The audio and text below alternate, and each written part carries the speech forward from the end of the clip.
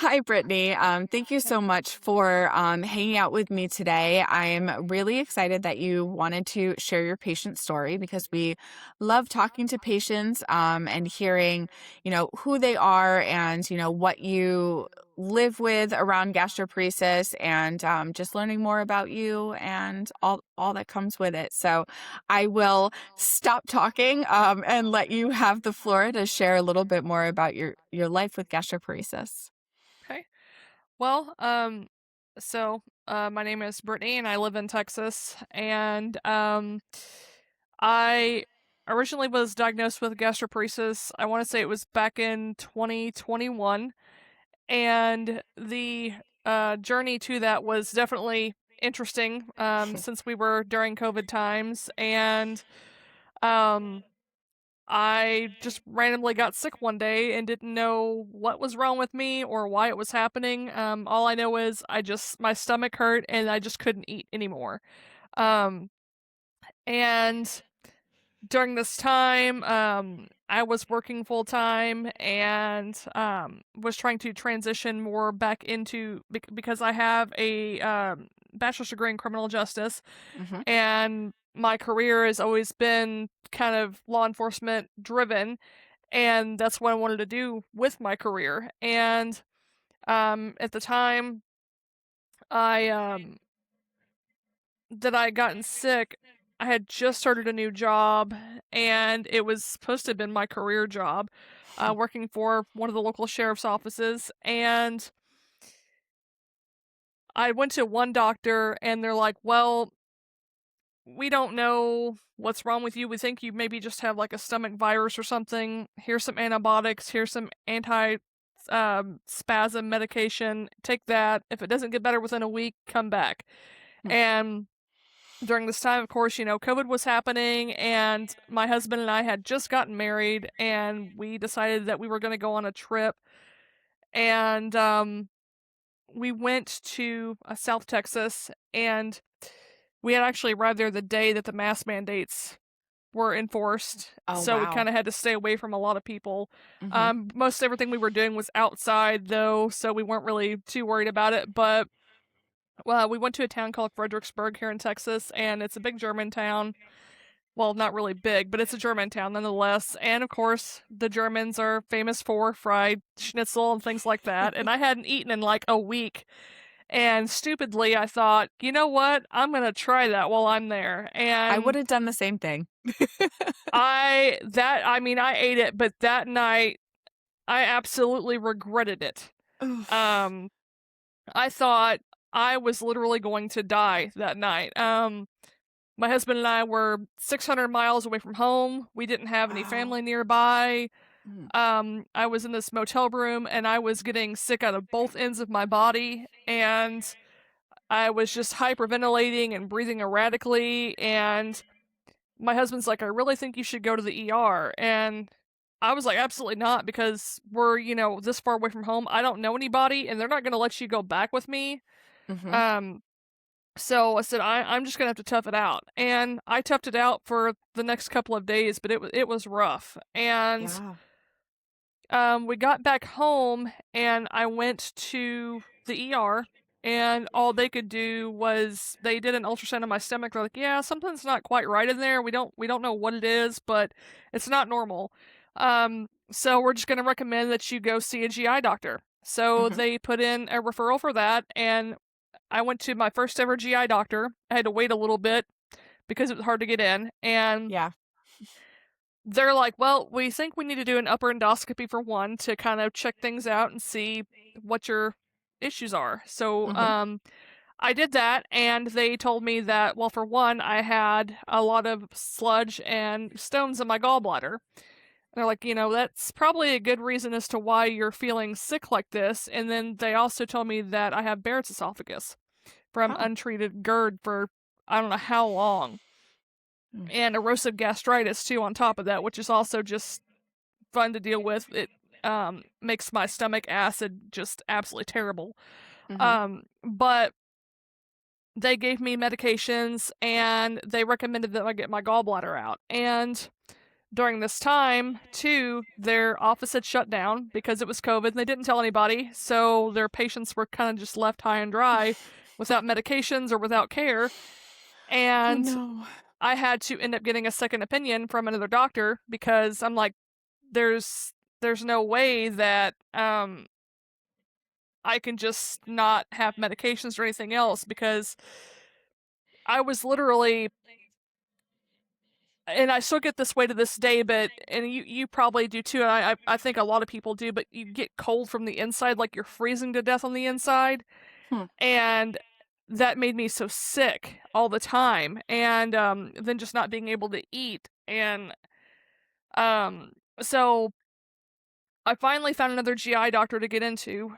That took a little while, but um he read my results from my endoscopy that I had, and in the meantime, I had been doing some research because my mother also has the same symptoms that I had, and it kind of got me thinking back of, I wonder, if I have the same thing that she had because I'm exhibiting the same things. Yeah. And I remembered that she had been diagnosed with gastroparesis, and I thought, well, that's kind of strange, but it could be a possibility. And I had also read that if you're having gallbladder issues the same time that you do have gastroparesis, it's not always the smartest or wisest thing to take your gallbladder out because it could make your gastroparesis worse. Hmm. And that scared me because I'm like, I don't want to have to deal with that getting any worse, because I thought then and there it was the worst they could ever get. Yeah. And um in the meantime, I had started my brand new job working for the sheriff's office, and they had known when they hired me that I was sick. I didn't know what was wrong with me. Nobody did, but I was having further testing and things like that, and I had been put on. In the meantime, they'd put me on Reglan for a little bit, and I took that for close to a couple of months, and that absolutely did not work. My body did not like that, Hmm. and I had to get off of that. And then, and two, the doctor that I finally got in to see, um, told me that there is a test they can do to see if I do have gastroparesis, and it was an emptying scan, and I had Hmm. that done, and I still had, like, I want to say close to 70 or 75% of the Wow. radioactive food that they gave me still left in my stomach. Um Yeah. It's a lot. so he said that's considered pretty kind of, it's more on the, not quite mild, but it's more towards the severe side of gastroparesis. And meanwhile, at work, I was having to miss a lot because I was so nauseated all day, every day. It didn't matter what medications I took. They tried to give me Zofran, which didn't really help me. And then I Hmm. had to end up taking promethazine, because it was the only thing that would help. But unfortunately, with promethazine, it makes you sleepy. So I was just going to ask, did you get really sleepy? Because I would have really good naps when I took I actually still promethazine. take promethazine to this day. I've taken promethazine every day for the past 5 years. Wow. Sometimes I have to take it multiple times a day. Yeah. Luckily for the past about year, I've only had to take it. I try to take it at night. That way I'm That out makes for the sense. night and I don't have to go anywhere else. There are times though that I have to take it during the day, and I try to only take it during the day if my nausea is getting to the point where I just cannot, like, nothing is calming it down. And I'm trying, like, alcohol wipes and everything else, just trying to get it Hmm. to go away. And ginger chews. I think I own stock in ginger chews at this point. And I have, like, ulcers in my mouth from all the, because I eat them so often. Yeah. Um, so I'm trying anything and everything to get my nausea to calm down, and do what I can. But because of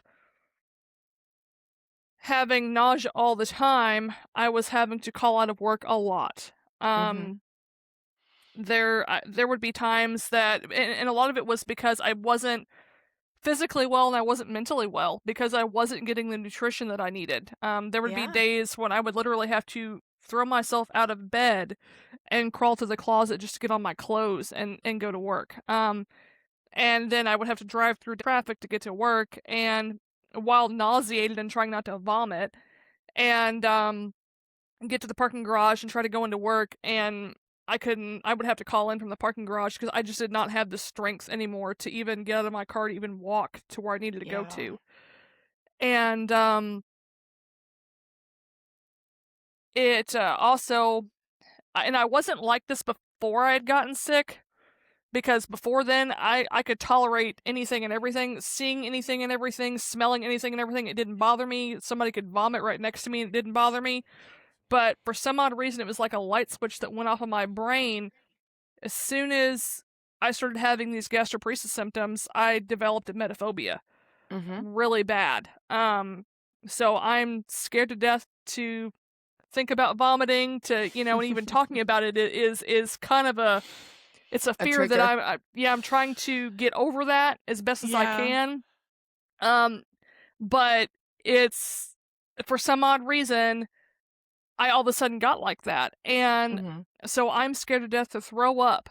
And so when I'm extra nauseous and I think I'm going to get to that point of vomiting, it causes me to have panic attacks, Yeah. which is, Gastroparesis is not the disease for you. no, it's just a vicious cycle or circle of Yeah. things that just keeps happening. And um it got to the point where I had missed so much work that um they were going to fire me. And I had to make a decision because my boss had sat me down in her office, and I still remember it like it was yesterday. And she said that you're either going to have to make a promise to not miss any more work for several months, or they're going to fire you if you continue doing this. And I'm thinking there's no way that I can promise that I won't miss any more work. Mhm. That's not going to happen. And I ended up I did have a mental breakdown that day. Because I just, like I said, not having the nutrition, I wasn't physically well, and of course I wasn't mentally well either at that point. And Yeah. I was eating maybe a half a cup of one of those little applesauce cups every day. That's all I could stomach. Yeah. Barely even that. And I would be so full and felt like I ate, at this point, like a 10-course meal, it felt like to me. Mhm. Um, and so when they pulled me into her office, I mean, I was crying and just screaming at that point because I was not happy with any of it. And when she told me I was going to have to make that decision, I immediately just started breaking down and crying. And to get raw here, with this, I said, "Well, do you have any idea what it's like to realize that you're starving to death and there's nothing you can do about it?" I said, "That scares the absolute shit out of me Mhm. because eh, you know, eh, having to wrap your mind around that, like there's nothing that anybody can do about it, not even your own self. Mhm. And to realize there's no cure for this." So it's just, Yeah. medication to hopefully make your life a little bit more livable every day. And my coworker talked to me too, and he realized, that because I'd only been there for like 3 months at this point, so I wasn't eligible for FMLA or anything like that. Mhm. But he had noticed a vast difference when I would go into work every day. My uniforms, I would have to do uniform switches like at least once a week because my uniforms were falling off of me. I had Wow. went from my heaviest, I was 250 pounds right before I got sick, which I know was not a healthy weight. I was obese and needed to lose weight, but not the way I did. Yeah. Um, I went from 250 pounds to almost 100 pounds in just a span of not even 4 months. Wow. Because I wasn't able to eat. And my uniforms were falling off of me. I was so pale. I looked like a zombie every day. Um, and he's like, you don't look well. He said, I know you're not well, but you're gonna have to make a choice. And he said, if I were you, you need to go home and take care of yourself because nobody else is gonna take care of you. You can't Yeah. take care of anybody else or anything unless you take care of yourself first. Yeah. Um, That's good advice. Unfortunately, yeah, It's it not is. a great situation, but good advice. He said this job will always be here, and he said to them, you're just a number, unfortunately. And that's something I've had to learn with a lot of jobs that I've been through is you're just a number. Mhm. Um, there's somebody that's going to take your place in a heartbeat.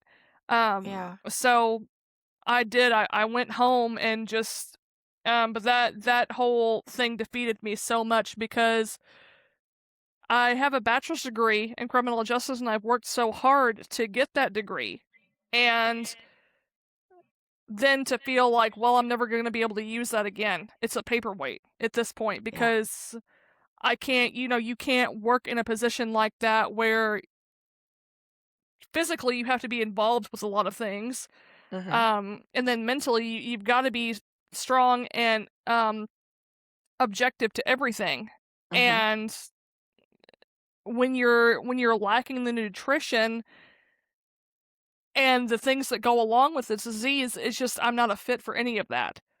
Yeah. Um so that has hit me the hardest is realizing that um I'm not going to be able to use my degree ever again, it seems like. Yeah. And